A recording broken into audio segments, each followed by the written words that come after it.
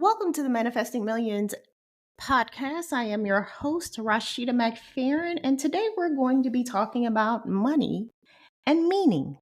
So, this podcast episode was inspired by this episode, another podcast episode that I was listening to the other day about a young lady. I think she was like in her 20s, mid 20s, hitting the $1 million mark in her business. She said it took anywhere from 5 to 7 years, which to me in modern day time, that's a long time to hit $1 million in a business. But again, my perspective is usually very, very different because I am not an average person. I've been in finance for the last 18 years working for top blue chip banks. As I was about to turn it off, the young lady was African American.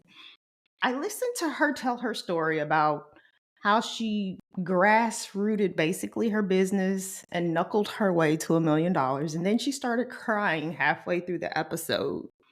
And then I had a moment because the next thing she talked about was how her reaching the $1 million meant so much more than just the money in the bank. It was for her, I guess, a pinnacle moment because of her background, where she came from, and a whole bunch of other stuff that had nothing to do with someone making $1 million. And so I just want to talk about why we obsess so much in this culture about making $1 million mean something about you as a person, when at the end of the day, it's still just money in the bank and you're still going to have to go out and make more money. If you think about the perspective from the moment you got a job, so most of us started working at 14 or 15 officially. I got my first job at about 11. I used to roll up the windows on my grandmother's bus. She used to drive a school bus and she was a hairstylist. And so I used to roll up the windows on her bus every day for $5 a week. That was my first official job until I got to high school. If you live in America and you're a regular everyday person, and say you just reached probably your mid 40s and you've been working since you were 14? And so that's roughly about 25, 26 years. You've made $1 million in your lifetime, whether you realize it or not, depending on what kind of job you've done. If you made $50,000 a year, let's actually do the math on this. And if you're 45, from the moment you graduated high school, you've been in the working world for 27 years. If you made at minimum $50,000 a year, you've made $1.35 million in your lifetime. You just don't realize it because we are not taught to think about money that way. And you've spent your money and you have your mindset fixed on the fact that I just make 50 grand a year. You see what I'm saying? Like, perspective. And so as I was listening to the young lady, I got really frustrated from hearing her cry and have the moment. I get it. It was her moment. I'm not mad about the fact that she was crying. I think I was mad about the fact that she made it mean so much more than it really meant. But I can't tell her how to live her journey. I guess she's Gen Z or a young millennial. I really wanted to, like, those were one of those moments that you actually probably wish you were in person at an event. And I would tap that person on the shoulder and take them to the side and give them some advice. And my advice to her would be, stop putting so much meaning around making money mean something when it doesn't. Stop tying your self-worth to your net worth. Because let me tell you something about making money. And again, we're going to come back to the same little example, whether it's $50,000 or $500,000. At the end of the day, you still will be who you are as a person at core, your character. So money is simply, how do I say this? Money pretty much puts a magnifying glass in front of who you really are, right? And so we often assume that there has to be some meaning tied to you making seven figures in your business. So let's talk about that, making seven figures in profit in your business and then translating that over into seven figures in your bank account. We make it mean something so much more than it really is supposed to mean. And again, this is America, so I get it. We're a capitalist society. I get it. I know everything is about the dollar bill, y'all, in this country.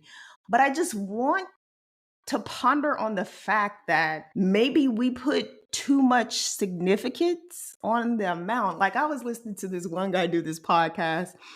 He was interviewing Mark Cuban. And as he was interviewing Mark Cuban, he talked about how he sold his early internet startup company for $4 billion or $20 billion. It may have been 20 billion. I don't know. I would have to Google it to get the actual number.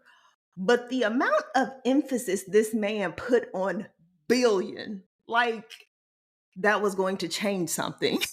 And you could hear Mark Cuban be like, yeah, it was going to be the same to me, whether it was 120 or 50, right? It's still $1 billion. So I guess the question comes of why we put so much emphasis on categorizing money when it moves up in regards to the figure range, seven figures, eight figures, nine figures. It's been on my mind and it seems like it's literally an obsession. In this culture, it's like based on the media, the TV, culture, society, it's almost like we literally feed this concept of everybody's supposed to be rich or wealthy. Even if a person may not have the aptitude to get to that seven figure range because of whatever personal reasons they have going on in their life, but they still come out thinking, well, I want to be successful. I want to be a millionaire. I want to have a big house. I want to drive all the fancy cars. I want to do all the things. And I'm like, at what point are we going to make being wealthy mean something more than the material things that we acquire as we build said wealth? It's just a question. And then social media it seems to have added, it's like adding gasoline to the fire. Instead of it being just on TV like it was when we were coming up, like at the early dawn of the new millennium in 2000, now it's everywhere. It's literally everywhere. And so the kids, like, so now we are seeing like the Gen A babies. You thought Gen Z was popping off with it? Like the Gen A babies are coming in here different, y'all. They so different. And they're so, I guess it's because when you're a baby, you take on the temperament of whatever parent you spend the most time with, right? That is pretty much downloaded into your soul. And as you begin to grow up and come into yourself, you create your own identity around that. And it's not so much necessarily you being per se the parent that you spent the most time with. You grow and evolve on your journey of being a human being into the most unique expression of authentically being yourself. But the babies, the Gen A babies, like they coming in here already acting like they 20 years old. Like really. And so it's going to be interesting to see as they grow up over the course of the next 10 to 15 to 20 years how they turn into adults, because like society is going so fast, our culture is going so fast now. It's almost like people have FOMO about not making $1 million or being a millionaire. It seems like the term is status. Okay, so once you have seven figures, you're a millionaire. But it's like being a millionaire now is supposed to be closely related to being like a celebrity. And so now on social media, you see, this is really funny. I've observed this very closely over the last 3 to 4 years. Now on social media, anybody can be popular, right? They can turn themselves into a star and you can pay to play pretty much. And if you get like a million followers, people are starting to equate you having a million followers to you having $1 million in the bank, even though you may not make any money from your social media account. And so that's an interesting dynamic that's going on. Number two, so the cool kids aren't necessarily the cool kids anymore. Now you got the people who were super nerds in school, like, and who were socially awkward, like they're paying to play because they got money now. And they want to be their version of quote unquote being a brand and being a celebrity.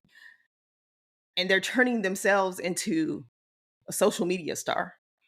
And you're sitting there looking at them like, there is no way on God's green earth that you just naturally have all these people gravitating to you, because you're like, yeah, you got something, but I'm not quite sure what it is. And as you go back through the social media archives or the internet archives, you're sitting there like, so you were just a regular person. And then one day you fell up into the right, maybe opportunity. And all of a sudden you're a social media star or a brand star. And so you got all these geeks that are paying to play that look cool, but they ain't. Like, if you went back to their high school yearbook, you know that they would probably be the one over there in the corner with the big glasses, all the acne, and the big puffy hair, probably the kid that nobody talked to. And just for reference, I used to always be nice to those kids because I always felt sorry for them. And for reference, yeah, I was most popular in my high school because I was a seriously social person back then. Now I'm social to a point. I really don't have to be as social because my son has eclipsed my personality a million times 10, and I just let him have the spotlight. I don't need it anymore. I'm secure in who I am. But it's just an interesting concept that that young lady puts so much meaning and emphasis on making the seven figures. And like I said, if it took her 5 to 7 years, child, you need to go back. Look, it should take you 5 to 7 years to make $1 million. Like, if I'm 21 and I'm graduating from college and I make $120,000, by the time I get to my 10th year, I've made gross $1.2 million over the 10-year time frame that I was there. I just wanted to offer some perspective of the fact that, yes, we need money. It is the way the world literally revolves around it. You need it to survive in this 3D reality where we live on Earth. Absolutely, you do. But I would like to offer a different perspective of not placing so much value in it to the point that it gives you your self worth. I think that's a little much. And I'm sitting there thinking, so what happens to her when she stops making seven figures? Like, how are you going to feel about your self concept, your self value, your self worth, who you are as a person? Are you going to make it mean something about yourself the minute that your business is no longer producing seven figures and now it's producing six? And what if it's a steady decline over the period of certain years and you can't get back to where you were? How are you going to face that challenge? And then how are you going to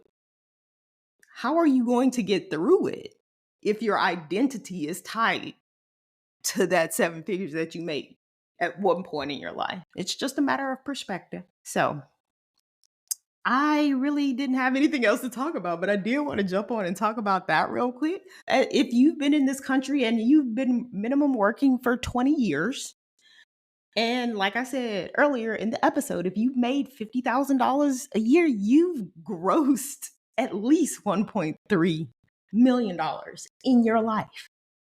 Marinate on that thought. You should be proud of yourself. We're all millionaires to a degree, right? It's a matter of perspective. And then my next question to her was, well, what did you do with the money? What steps? If you ain't never had it before, if you knew money, honey. So did you go blow it? Or did you take the seven figures that you made, figure out how to turn that into 8 figures and plan it over the period of 5 to 10 years so that when you come back and look at that moment 10 years from now, you've made it grow 10 times. Now that's something to be proud of. That's something to celebrate. That's called creating generational wealth. Like, that's when you really talking about stepping into the next level of growth. I'm here to offer perspective. What do you value? How do you value money? I want you to think about that. Like I posted earlier this year, what's your money story? And the reason I posted that because as people are beginning to come into my container, we do a lot of work. It's not just about investing. We have to do a lot of work around your mentality. And while please don't get it twisted, it is not my job to work on your psychology of money, but I do offer a quiz that we go through so you can identify what type of personality you have when you're trading because that impacts how you make money.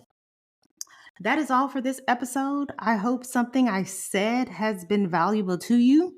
As always, you can find me on Rashida.ai. You can find me on TikTok and Instagram. And as of today, this morning at 6:11, I just started a Substack account. So I'm excited about migrating my content over onto my Substack and seeing how that transpires over the course of the next year, 2 years or so. I hope you have a wonderful day.